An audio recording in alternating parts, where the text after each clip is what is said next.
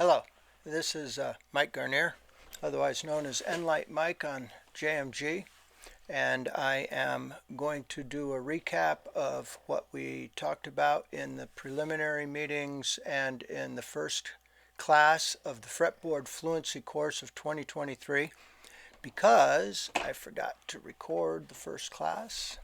So, start with this. You will need this book. Guitar Fretboard Workbook by Barrett Tagliarino, and it would be great if you had the second edition, but if you don't, it doesn't actually matter because, as you can see, there are the chapters listed for the second edition. The first edition simply has 11 and 12, the natural minor scale and the pentatonic scale, up here at 8 and 9. So if you had the first edition, you'd go through to 7, then you would jump to 10, which would be, well, okay, so we're going to do the intervals, which is chapters 8, 9, and 10. So you would jump to chapters 10, 11, and 12, and then jump back to 8 and 9. I guess that was kind of confusing because that is, I could have gotten a capture of the first book's contents and it would have made more sense. Anyway, we are going to follow that outline. All that was done in the second edition was move a couple of chapters. So as long as we all are in the correct chapter, it doesn't matter what order they are in your book. They're the same chapters. It's the same material. All right.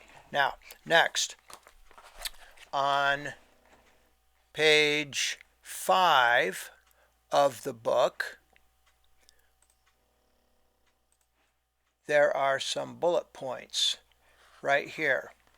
And in one of the preliminary meetings, I encouraged everyone to look at those closely, and we talked about them. And you've seen, anyone who's been with TAC has seen some of these before. There are other ways that you might have seen them. Practice intently with no distractions for very short time periods and as often as you can. So, same thing, 15-minute practice sessions twice daily as opposed to anything long. Isolate materials, break everything down into the smallest amount. Take your time to learn things right the first time. Go super slow that you don't make mistakes. Practice the same material, repetition, till you get something. Don't practice mistakes. Again, that's going really, really slow so that you almost never make a mistake. Be patient with yourself. And congratulate yourself, the whole small win thing, on each small accomplishment. So that is basically what we learned from TAC. Okay, so then we got into chapter 1, diagrams, frets, and strings. As long as you know how to, the frets on the guitar that and the strings, so you can know that diagrams can be like this, and you'll see the frets and the strings, or it can be like this. I keep having technical difficulties here. Okay, so I having trouble getting my guitar far enough over because you will see the in a picture the nut will be on the left side, and you will have the fretboard will be to your right. So sometimes fretboards are shown vertically. Anyway, so most of us, we know how to read those diagrams just fine. Make sure that you don't have any problem with those. We are going to go over the first 4 chapters. If you didn't make the first meeting, not everybody had worked all the exercises in the first 4 chapters, so that's what we're going to do, is we're going to field any questions and review this material. So then, Chapter 2. Chapter 2 is real important. Chapter 2 looked like this. We have our 5 root shapes, and those are very, very important. These are the roots in C. All of these are the note C. And this right here, you can make a C-shaped open chord. Here you could make an A-shaped bar chord, would still be a major C chord. Here you could make a G-shaped bar chord. Here you could make an E-shaped bar chord, and here you could make a D-shaped chord. So if you were to put the capo here and just play an open A chord, you'd be playing a C major chord. If you put the capo here and played a G chord, you'd be playing, again, a C major chord. Put the capo here, play an E, you have an E-shaped C major chord. Put the capo here, play a D chord, you have a D-shaped C major chord. Now, Barrett showed all of these as 1, 2, 3, 4. But I encouraged everyone to connect them to the open chord shapes, because we already know our C chord, our A chord, our G chord, our E chord, and our D chord. And this diagram I made to show the chords on the fretboard. The rest of the red dots are all exactly like what we saw in the book, and I only put one chord at a time because you can see they overlap. Each one uses 2 of these.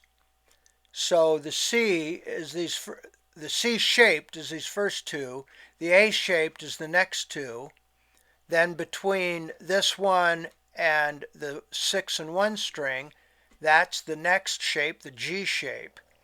So since they overlap, I just put one chord on each.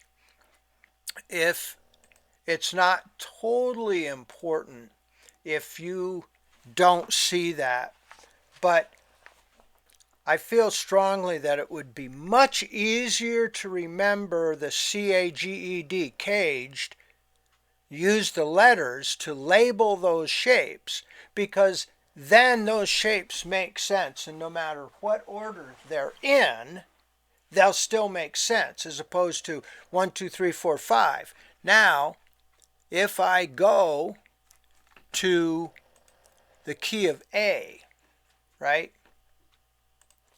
Now, in the key of A, since my open A string is the 5th string, I'm starting with the A-shaped chord. And yeah, I'm using an A-shaped chord and playing an A major chord. That's why it's called the A chord, because it's in the open position, it's an A major chord. Now, because the next root note is on the 3rd string, 2nd fret, the shape will tell you that the next one is a G. So it's still C-A-G-E-D, but it starts with A. A, G, E, D, C. So if you used the numbers, this would be 2, 3, 4, 5, 1.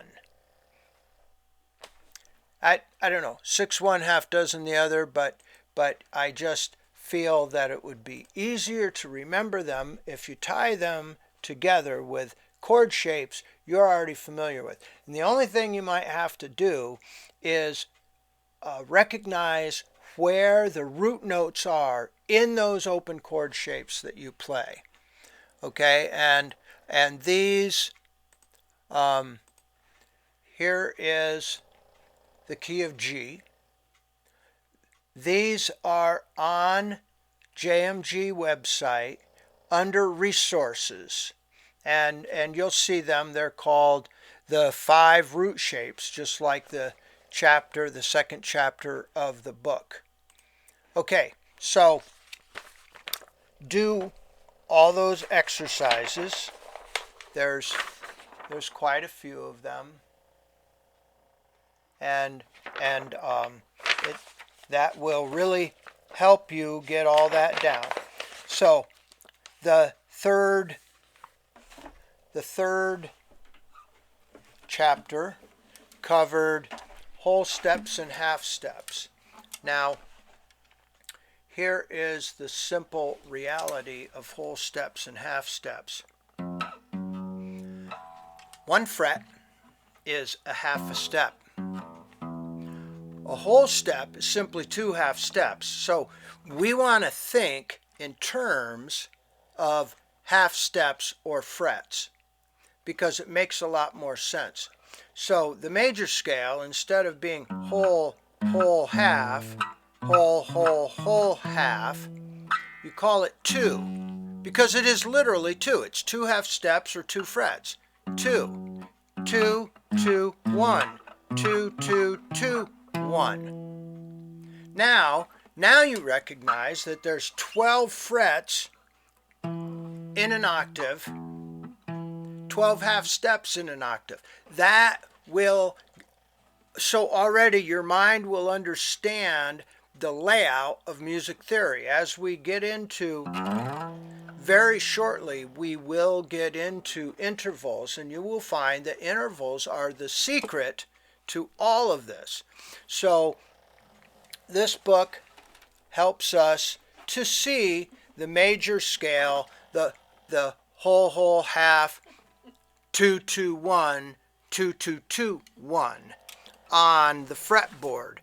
And so, like, if we started on the 3rd fret of the 5th string, it'd be nice if my finger would get the 5th string, wouldn't it? Okay, so that's a C note. So C, D, E, F, G, A, B, C.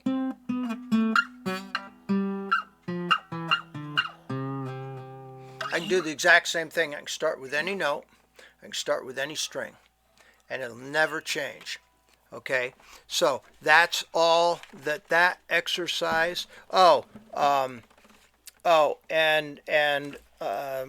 Some people do not yet know that if you haven't memorized yet that B and C, A, B, C, D, E, F, G, that the distance between most of the notes is 2 half steps.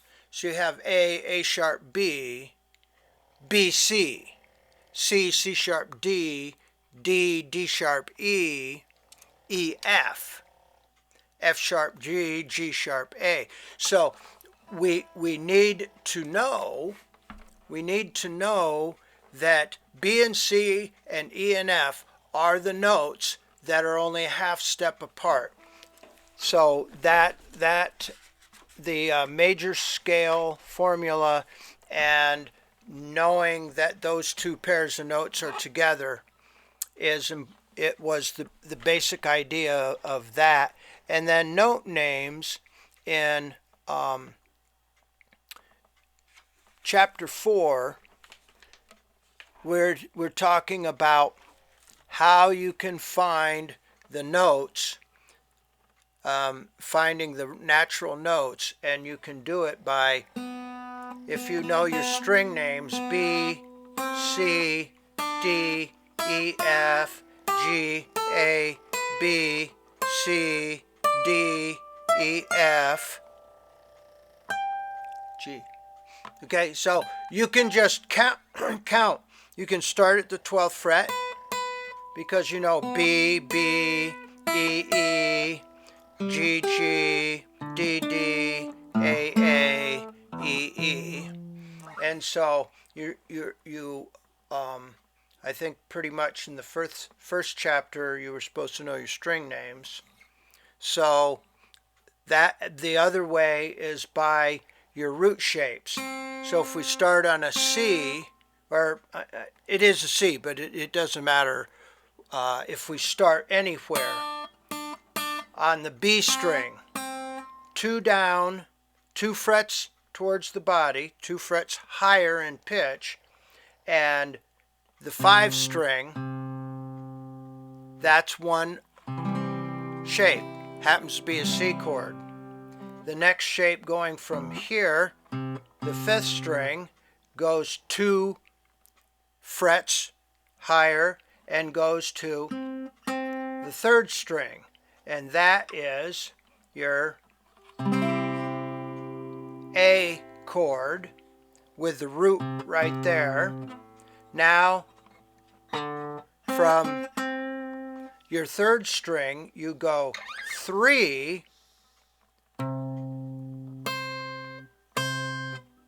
and so if you were to play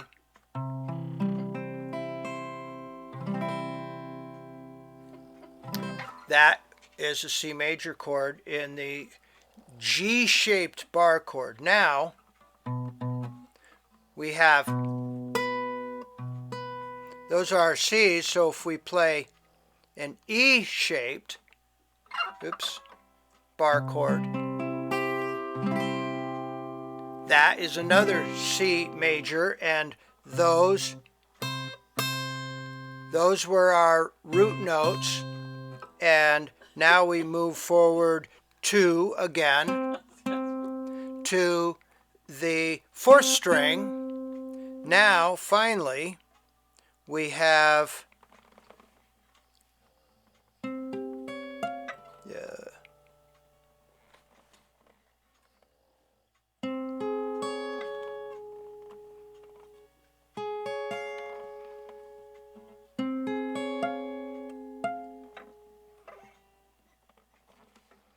okay.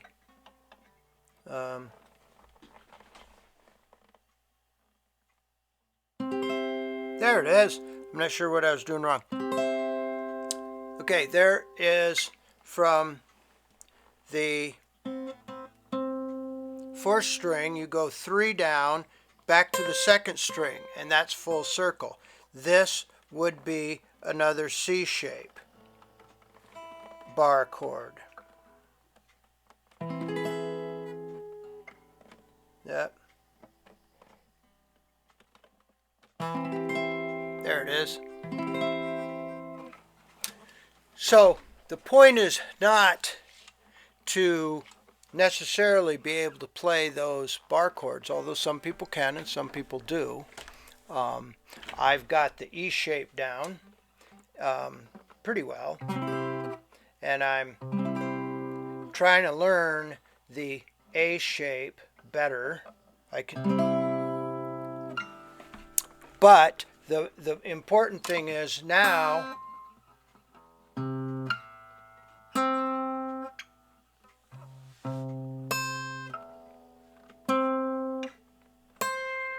I can find all my C notes. If I knew one C note, if I knew one note, I wouldn't even have to know what that is. If it's on the 4th string, I know I go 3 down, and then from there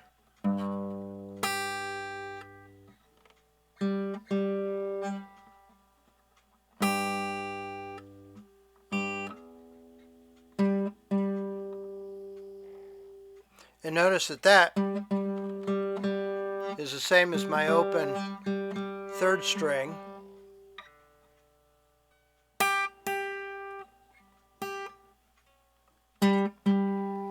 So just that fast,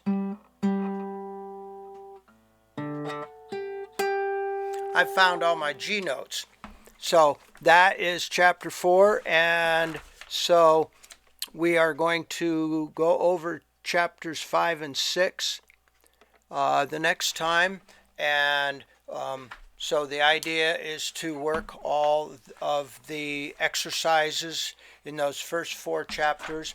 Be sure, please check and look at those bullet points frequently, and if you follow those suggestions, it will definitely help you get this material locked into your mind and under your fingertips a lot more quickly, and